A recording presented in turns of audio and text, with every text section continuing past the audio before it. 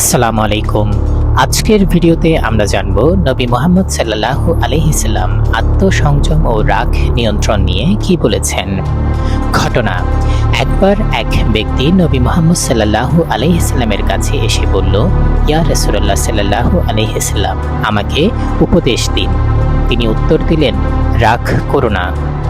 সে ব্যক্তি বারবার একই প্রশ্ন করলে নবী সাল্লাল্লাহু আলাইহি সাল্লাম প্রতিবারই বললেন, রাগ করো না। হাদিস: রাসূল সাল্লাল্লাহু আলাইহি সাল্লাম বলেছেন, সেই ব্যক্তি প্রকৃত শক্তিশালী যে রাগের সময় নিজেকে নিয়ন্ত্রণ করতে পারে। শিক্ষা: এই ঘটনা এবং হাদিস থেকে আমরা শিখতে পারি যে রাগ নিয়ন্ত্রণ করা একজন মানুষের চরিত্রের একটি গুরুত্বপূর্ণ দিক। রাগ মানুষকে ক্ষতির দিকে নিয়ে যেতে পারে, তাই নিজেকে সংযত রাখা এবং ধৈর্য ধারণ করা আমাদেরকে প্রকৃত শক্তিশালী ও সজ্জন ব্যক্তিতে পরিণত করে।